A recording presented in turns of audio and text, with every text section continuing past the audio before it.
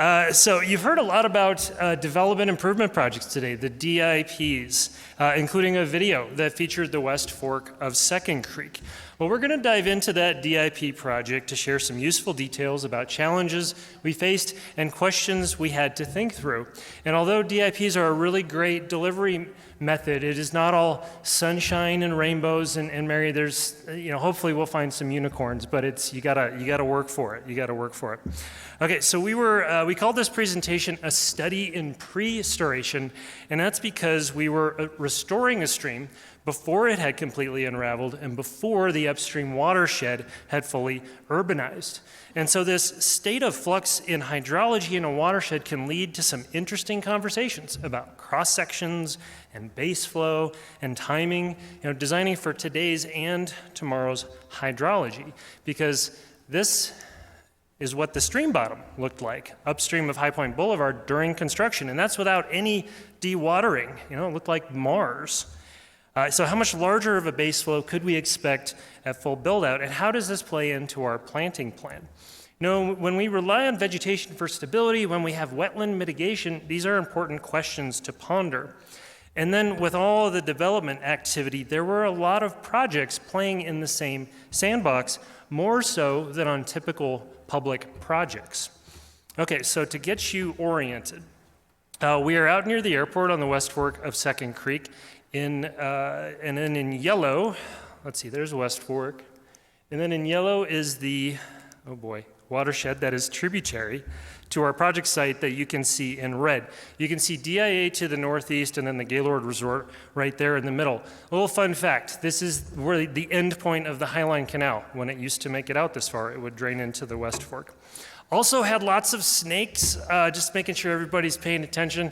Like this bull snake I almost stepped on one day, and we were kind of having this little standoff moment where I was just looking at it, it was looking at me and was like, "You good?" "I'm good. Are you good?" And he's like, "I'm good." And we just kind of went our separate ways. But in case you couldn't tell how long it was, there's the head and there's the tail. I'm just thankful it was not a rattlesnake like the ones we discovered later on in the project. Had to be the snakes, had to be snakes. We were working in conjunction with a development called High Point at DIA. This section in red was the only drainage work in this development that was delivered as DIP. The DIP trigger was that the West Fork of Second Creek was a jurisdictional water of the US, so it helped the developer that the district could get a 404 permit. But there was actually no FEMA mapped floodplain, and the floodplain is very well contained down in the valley, so the main goal was stream stabilization to prepare the site for all the upstream urbanization that was coming. So here's an oblique view of the project site. You can see the city boundaries here. We had a metro sewer line get built during the project. The High Point Boulevard Bridge got built by the developer. We had residential development construction happening concurrent throughout the stream project. The existing stream looked very different. Upstream of High Point versus downstream of High Point. That's the road that kind of went right through the middle of the site. Downstream was a fairly deep ravine with signs of erosion that you see here. This one is at the High Point Boulevard Bridge. Upstream of High Point, previous development activity had overlap graded across the creek, and this is a head cut that had started to form. So the overlap grading basically flattened the creek. As you can see here, further upstream, it's getting really flat and very dry. And then this one, near Dunkirk Street, you can see the Gaylord Resort peeking through the culvert.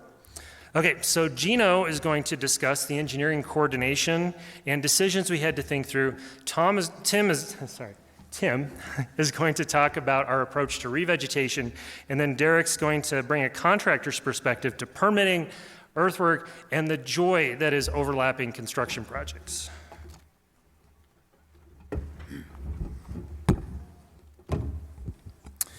Thanks, Dave. Let me go forward a slide here.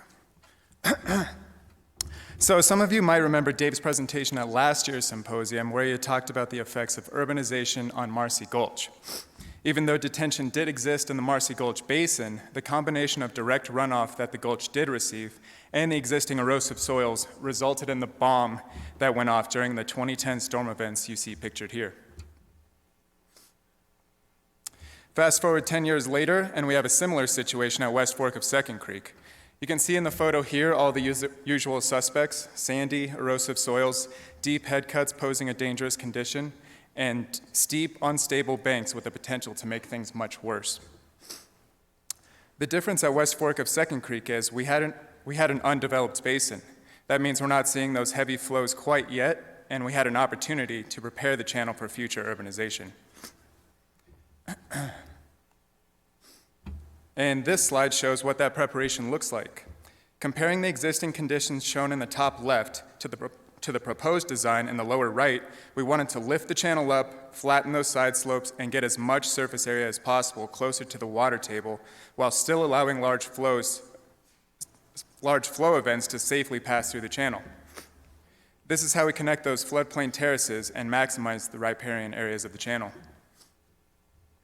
You can see in this proposed cross-section there is a layer of riprap serving as a grade control structure extending to the outside banks of the channel. However, this doesn't mean the full riprap section has to be visible. A 6-inch layer of topsoil was placed on most of the riprap to cover the hard surface and encourage vegetation to blend in more naturally to the surroundings. With this design, if future high flows scour away all of the topsoil and plantings, the riprap structure will remain in place and protect the shape of the channel and surrounding areas from catastrophic damage. Here's a photo taken after the grading effort that shows a few of these buried riprap structures. Notice only the cobble in the center of the channel is visible, imitating riffles found in natural streams. The rest of the rock structure is invisible and buried within the banks.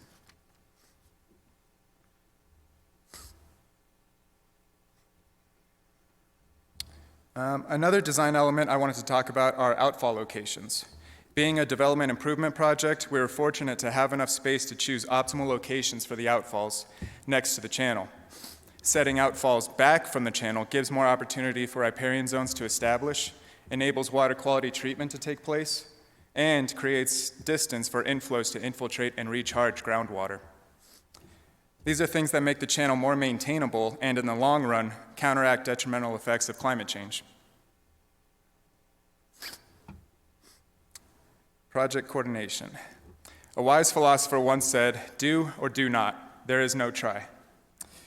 He may not have been talking about engineering projects, but coordination and communication on DIP projects is so critical, I think the message still applies. While Mueller was responsible for the design and construction oversight of the channel, Martin & Martin was responsible for the rest of the development design. Project elements like this 72-inch outfall had to tie in seamlessly and efficiently to the channel. If there were changes to any of the design or changes during construction, the project partners in Denver and Aurora had to be made aware so that these changes didn't have a domino effect to other features of the development. So with that, I want to give a shout out to Ryan Byrne and the rest of the Martin & Martin team for being so great to work with on this project. And this is a photo of the same 72-inch outfall taken about a year after construction. You can see the horizontal opening of the outfall ties in better to the slope of the bank, and the vertical drop from the top of the outlet to the bottom was low enough to negate the need for safety railing, which also helps with aesthetics. The final design consideration I'll bring up is the balancing act of existing and future hydraulics. To give an idea of those hydraulics, the pre-development 5-year design flow rate is 90 CFS, and the post-development 5-year flow rate is about 500 CFS. Since this is a DIP project, our channel design needed to work for both hydraulic conditions. There were also existing wetlands within the project that had to be accounted for and recovered in post-project conditions. These things helped us develop a channel depth and width that would promote riparian and wetland zones, but that would also discourage a total takeover of cattails within the channel.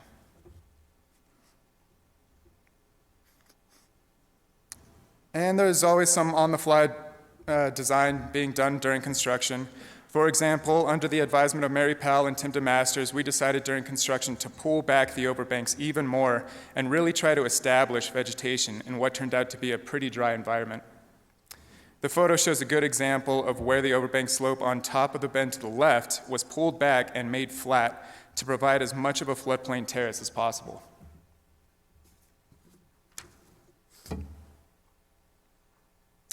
And here's another photo of the project 1 year after construction. This is a different bend in the channel than the previous slide, but it gives you an idea of how the vegetation looks closer to today.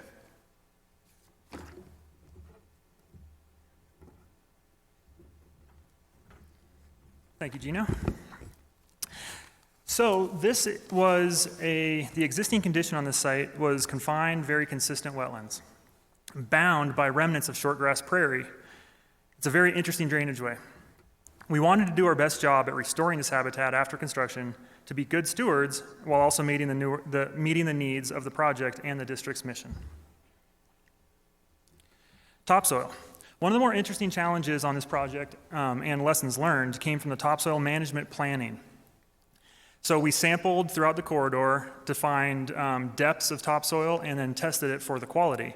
On the northern portion or downstream, we were finding about a 7-inch depth. On the upstream portion, it was only about 1 inch or 2, which made sense with the recent development. And pardon me, got a little lost here. You'll notice each sample location is a double point. I combined 2 grab samples, roughly 20 feet apart at each location to get better averages for the site. Our initial thought was to stockpile and reuse the topsoil and amend it to make it more ideal for seed establishment and also stretch out the quantity a bit. That plan then changed based on some value engineering identified by Derek and the developer. They realized that the working corridor was very narrow, and the stockpiles would have to be moved multiple times to be reused. It would be much more cost-effective to not stockpile the topsoil, but simply incorporate it and amend the final grade in place. So we'll see if this video works while I kind of talk through it a little bit here. And we're jumping ahead to the post-Derek part of the talk, but I'll keep it to the before the permit or before the project here, then I'll come back for restoration. This ultimately meant that some areas of our so since we amended it and graded it in place, this ultimately meant that some of our areas of seedbed were simply lightly or probably not enough graded, lightly amended subgrade, likely not containing the topsoil qualities, including the targeted organic matter content of 2%, which is our target for native species. The soil testing labs were on a 6-week delay at this time in 2020 during the height of COVID, so there wasn't quite time to fine-tune the amendments to respond to the new plan. We cautiously upped the compost amounts to respond. The takeaway? Make sure to test the soil that will end up on top. Be flexible in your planning and ready to adjust quantities and treatments on the fly. Maybe order a bit more compost. Now, can you apply too much? The answer is yes. Compost can be high in salts, and which Colorado soils are already high with salts, and can be high in available nitrogen, which noxious weeds respond very well to. Both can be of concern. I came to the conclusion that compost is like whiskey, very helpful, but only in the right amounts. Okay, back to pre-project planning. A project like this needs to use an individual permit. And getting through that process efficiently requires a well-crafted purpose and need statement, alternatives analysis, and compensatory mitigation plan. Don't worry, I'm not going to go into too much detail on that. There were lots of good challenges with permitting, though, notably the wetland mitigation aspect. It was great to work with Mueller in this case. Another good example that respectful collaboration is key. They really listened when Mary and I came to them and said, I think those benches are a bit too high. They heard that request. Mary and I worked with them to fine-tune and slightly lower those elevations, meet the needs of the permit in the near term while keeping the future condition in mind for the overall design. We wanted wetlands right now. They understood.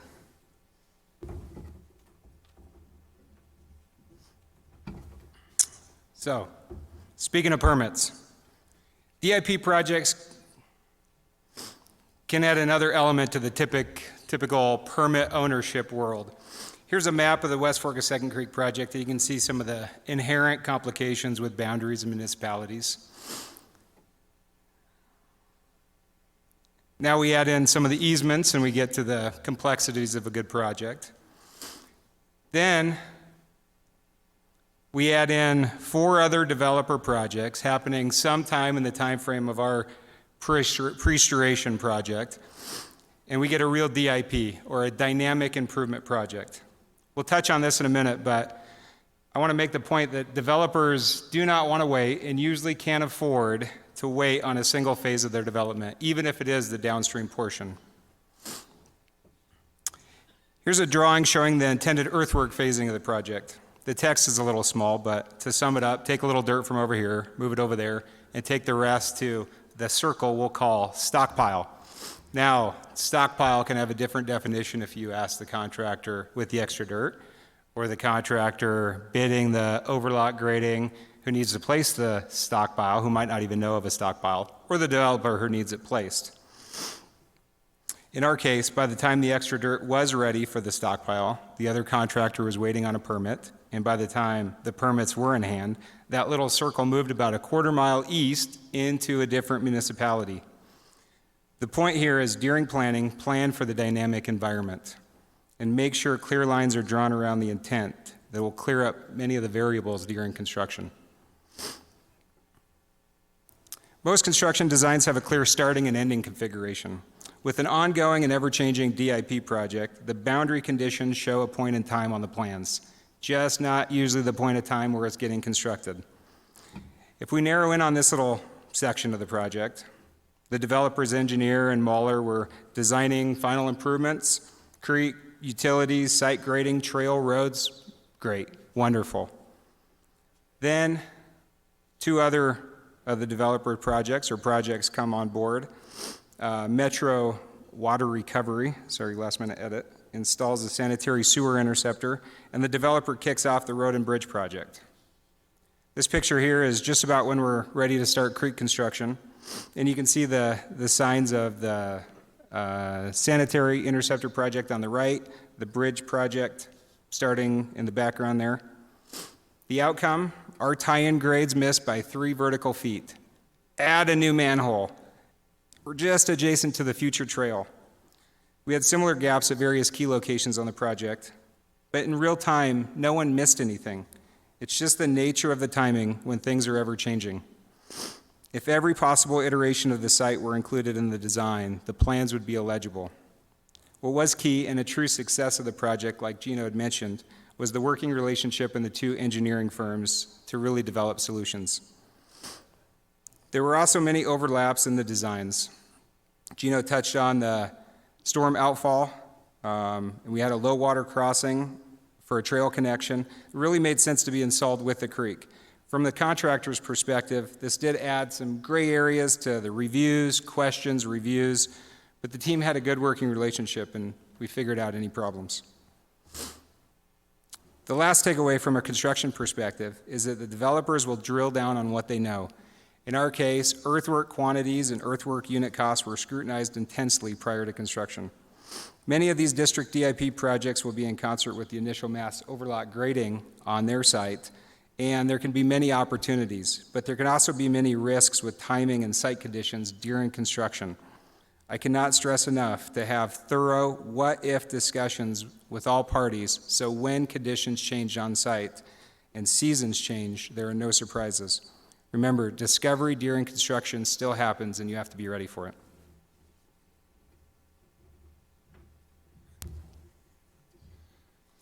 All right, so the project's built, time to green it up. Here's a pro tip. Closely review the seed lot analysis from your seed mix before buying and picking it up. This is a level deeper than just looking at the seed tags the day it arrives, or worse yet, the day after it's put down. Being proactive like this, we identified at least 1 species in our mix, blue vervain, that had at least 2 species of weed seed that were very non-desirable for our site. One was likely a List B noxious weed in Colorado. However, interestingly, the seed test only identified it to genus, so it passed legal muster on in its inspection. However, there's a very good chance it was yellow nutsedge. One of our special conditions in the 404 permit stated that we could have no more than 5% List B noxious weeds. We decided to pass on blue vervain in the mix at this time. Next, in the lesson learned category, we installed willows stored in cold storage based on project timing and contractor schedule. However, in this case, we found that 6 months in cold storage is too long, and almost none of them survived. Interestingly, the literature shows a distinct drop-off in survivability from 80% around the 120-day mark in cold storage to down to less than 20%, actually 19, I think, survivability after 180 days. You can see with that purple arrow where we were on this project. But the next spring in 2021, Western States Reclamation, who was great to work with, was happy to replace them under warranty, this time with a fresh lot harvested and stored in cold storage for only about 4 weeks. Those willow stakes stuck the landing with greater than 90% survivability. The lesson? Cold storage works to extend your planting window of willow stakes. Just keep it to 120 days or less in storage.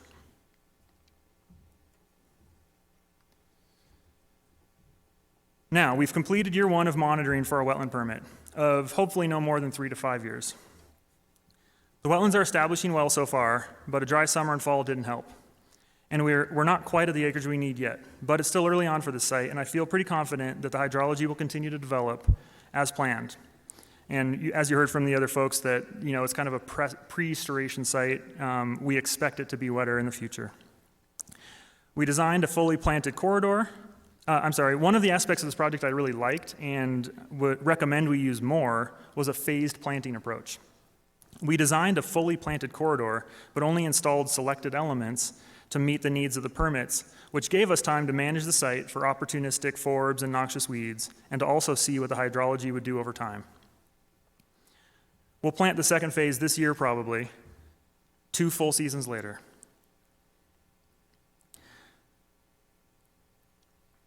We'll likely need to adjust the vegetation management, including plantings, in another 5 to 10, maybe 15 years, I imagine, to respond to the upstream influence. These are not set and forget systems in the urban corridor, but resources that need to be managed. All right, I'm going to play some before, during, and after photos that are going to play while I'm concluding the proceedings. But Derek called this a dynamic improvement project, which I think is a really apt name. We think we're in this wide open space. I'm used to doing these urban retrofit projects that get really complicated and messy and confined, but there's just different things that go on with these development projects. There's not just one project and one contractor on our site like we're often used to on public projects. And so they take a different level of collaboration, of forethought, and leaving ourselves some ability to adapt as we go along, because as Derek mentioned, there will be some discovery. But a few design takeaways, like you heard, the topography can shift because there's a lot more people in the sandbox. So the designers need to stay in touch with what that earthwork is doing and make sure the plans and the quantities for our contractor actually reflect what the conditions are going to be when they get out there and start building. You need to stay connected to the developer's engineer to make sure everything will line up during construction. And then also for designers, work with the ecologist and geomorphologist on that cross-section, because if you're in a really dry area like this, inches can matter when you've got wetland mitigation. With the revegetation, definitely a multi-year effort. There was value engineering that went into the topsoil, and then you got to make sure the material management with the dirt gets communicated really well to the contractor. And not all the plants need to go in all at once, and that was a really great adaptation. From a construction standpoint, think through the earthwork opportunities to gain efficiency. Go looking for stockpiles if you need one. But think through and coordinate the permitting, overlapping and adjacencies, and also what city is that stockpile in? Because we had an interesting point at which the contractor from a different project who had the stormwater permit for the stockpile was done a couple months ahead of CEI, and so there was a little awkwardness about trying to get CEI to take on the permit. And Derek, did you want to take that permit? No, he did not want to take the permit on. He did not want to take that permit on. But all in all, I am really proud of this project. It was a great outcome, and it was really efficient from a cost standpoint. We built this for about $450 a linear foot. These projects can typically cost $750 to $1,000 a linear foot. So ultimately, we really efficient with time and money. We built a great project that was really valuable for both the developer and the community. Thanks, everybody.